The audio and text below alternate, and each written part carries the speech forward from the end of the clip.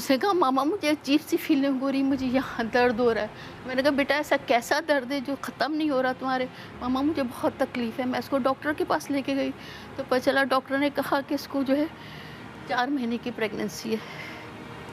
मरियम, जी। आप क्या डिस्कस करना चाहेंगी? जी, मेरा नाम मरियम है और मैं अपनी बेटी के बारे में डिस्कस करना चाहूँगी जी। जो अब इस दुनिया में नहीं है। Oh my God.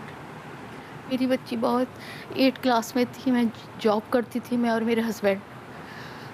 बच्ची जो है स्कूल जाती थी मगर हम जो है उसको बहुत सख्ती में रखते थे क्योंकि आजकल का माशरा ऐसा है कि बहुत ज़्यादा सख्ती में रखते हैं, लड़कों से नहीं मिलना, कहीं रिश्तेदारों में नहीं जाने देना। तो बहुत ज़्यादा उसको जो है हमने सख्ती में रखा, बहुत बाउंड्रीज़ रखी उसके लिए हमने। फिर उसने जो है अपनी एक दोस्त बना ली स्कूल में। उस दोस्त ने उसको जो है गलत राह पे ले आई उसको। गलत राह पे रही, लड़कों से उसकी इंट्रोडक्शन हो गई, लड़कों से मिलने लगी। फिर एक दिन मैं जब स्कूल से घर आई, मैं जॉब करती थी, जब स्कूल से घर आई तो मैंने देखा कि उसके कमरे से कुछ खुसर-फुसर की आवाज़ें आ रही हैं। जब मैंने उसको पूछा तो पता चला उस लड़के ने उसको मोबाइल फ़ोन दिया हुआ था।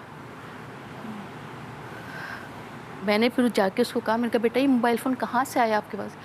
कह रही मामा मुझे जो है मेरी एक दोस्त है, वो जो है हम कंबाइंड स्टडी करते हैं ना, इसकी वजह से वो मेरे पास वो उसने मुझे मोबाइल दिया हुआ है। मैंने कहा बेटा तो आप पापा का मोबाइल ले लेती हैं, मेरा मोबाइल ले लेती हैं, उससे मोबाइल लेने की आपको क्या ज़रूरत थी? कही नहीं मामा फिर आप मना करती हैं, आप तो दोस्तों में भी नहीं जाने देती हैं, आप तो किसी से मुझसे बात भी नहीं करने देती हैं, तो फिर मुझे आप मोबाइल कैसे दे देती? तो मैंने कहा नहीं बेटा ये कल उसको मोबाइल वापस करना जाके। अब जब कल आई, जब मैं स्कूल से घर आई तो मेरी बच्ची वापस नहीं आई। फिर 1 हफ्ते बाद मेरी बच्ची वापस आती है।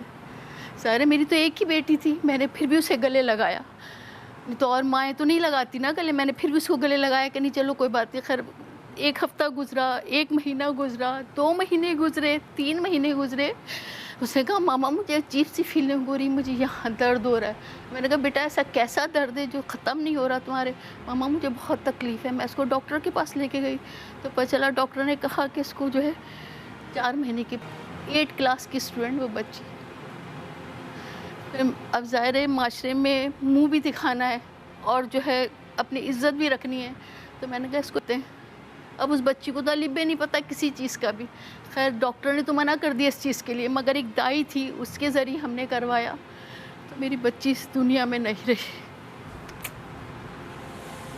बच्चा तो बच गया था मगर फिर हमने जो है उसको ईदी में दे दिया और बच्ची नहीं रही मेरी, इस दुनिया से चली गई मेरी बच्ची। बस ये कि मैं ये कहना चाहूँ लेट बच गया तो 4 महीने का था ना, नहीं तो वो बच तो गया मगर वो अच्छा एक्सपायर, हाँ, एक्सपायर मतलब तो था ही वो। हाँ। वो जो वो ईदी वाले ले गए वो फिर वो एक्सपायर, क्योंकि दाई थी ना, दाई तो अपने पास नहीं रखते थे, हॉस्पिटल वाले तो अपने पास रख भी लेते हैं। तो उसने फिर दफन का जो सिलसिला होता है वो दाई तो डर गई कि ये मैं क्या करूँ, इस तरह करूँ इसको। अल्लाह।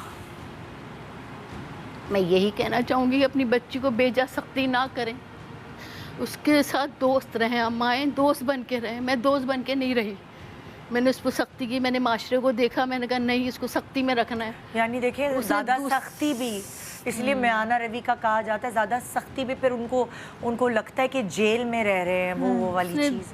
बस दूसरा सहारा ढूंढा आज़ादी के लिए। दुख हुआ सुनकर, बहुत दुख हुआ सुनकर। अल्लाह मियाँ सबकी बच्चियों को अपने हिफ्ज़-ओ-अमान में रखे। उफ़।